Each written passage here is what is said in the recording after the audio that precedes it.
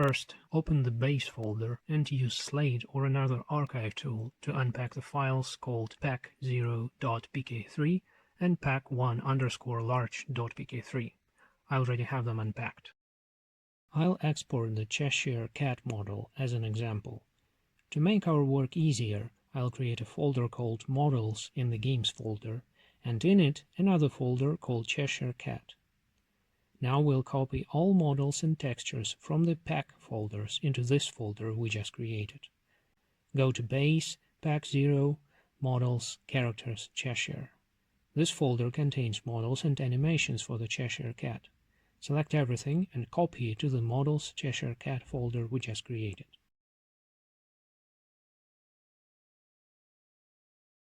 Go to Base, Pack1_large, Models, Characters, Cheshire.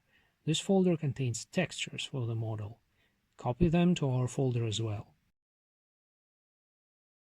I'll also create another subfolder called Exports. Eventually, we'll put the exported models here. In QuaRK, go to File, Model Importers, and choose SKB. Navigate to the folder we created earlier and you'll find one model, Cheshire Cat Base Frame. Double-click it. You'll see an unposed model that looks like an orb. This is fine. We'll now import a pose for it. On the left, you'll see 4 component folders, a separate folder for each mesh of the model. In this case, there are 4 meshes: body, eyes and mouth, head, and ear ring. Each component folder has a skins subfolder that will contain textures and a frames subfolder that will contain animations. Right now, the frames subfolders contain only one frame called base frame, which looks like this. Click any of the component folders and go to File, Model Importers and choose SKA. Find a file called Not Moving. This is a single pose animation that we'll use as a new base pose. Double-click it. Once you do this, new frames will be added to the Frames subfolder of each of the 4 component folders. Each animation in this game starts with its own base frame, followed by the animation frames. The Not Moving animation contains only one frame. My model is already textured because I worked with it before and QuaRK saved texture information. But if you do this, your model will probably have no textures, so you will need to import them. To do this, go to Toolbox, Texture Browser. A new window will open. In the Texture Browser window, go to Edit, Import Files, Import Copy Files. Go to the folder with the assets we created earlier and double-click the first FTX file. As you can see, this is a body texture. Go ahead and repeat this process for the other FTX files.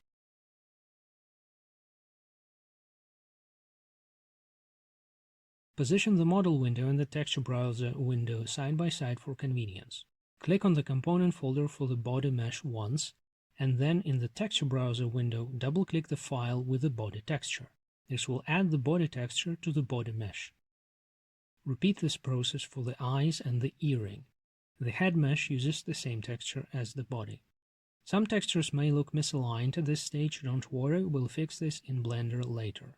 Using the model window, you can now export textures into a more convenient format. I'll use PNG. Open the skin subfolder, right-click the skin, and choose Save Skin File. I'll save it as PNG under the Exports folder I created earlier.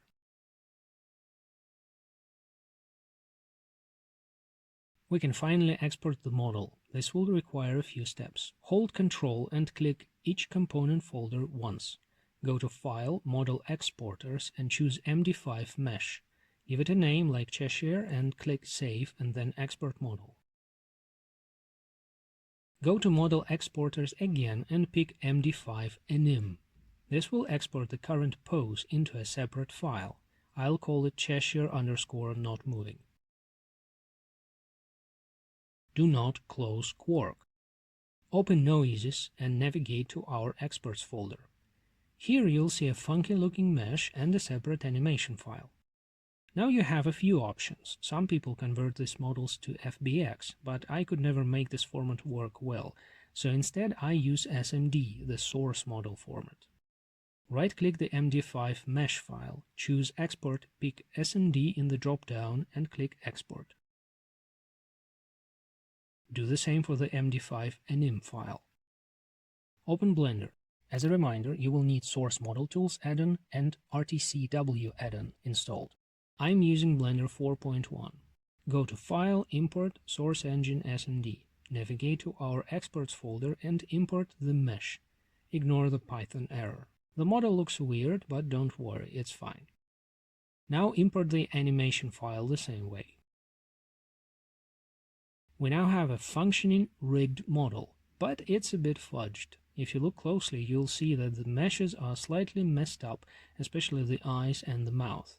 This often happens with QuArK, but we are going to fix this now. Go back to QuArK. We'll now need to convert this not moving pose to the new base pose.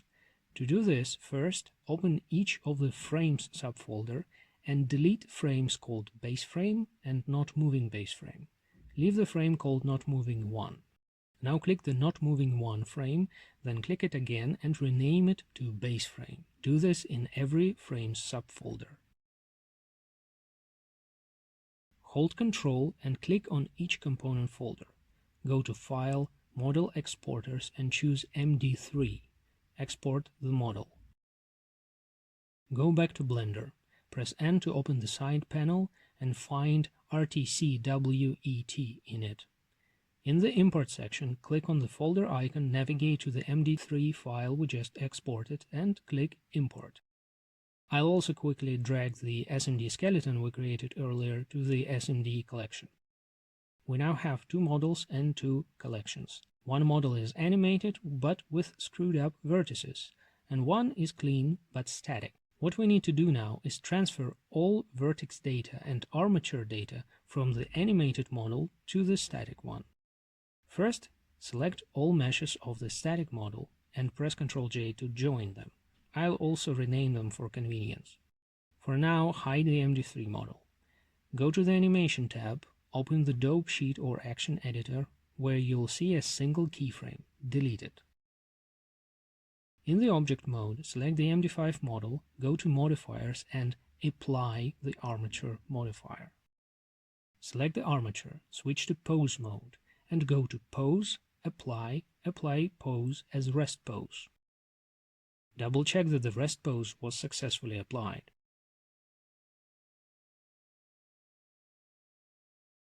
Unhide the MD3 model and select it. Go to Modifiers and add the Data Transfer modifier.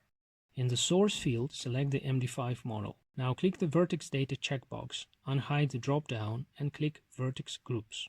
Now click Generate Data Layers. If you now switch between the 2 models, you'll see that both models have the same vertex groups, which are used by the armature.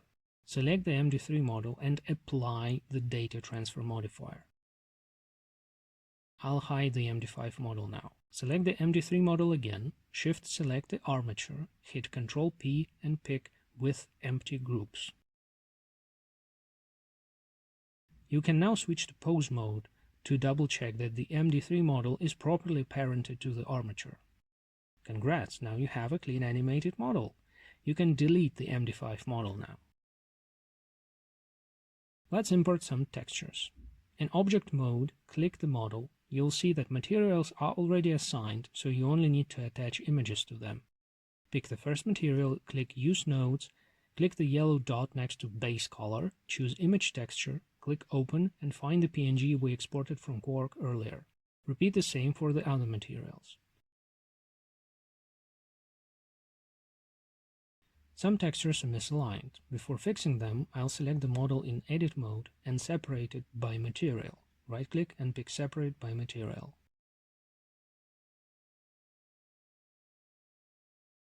Go to UV Editing, select the eyes and mouth mesh in Edit mode and hit Ctrl-A to select everything. You'll see that the only problem here is scale, while the shapes are correct, so select everything and adjust the scale.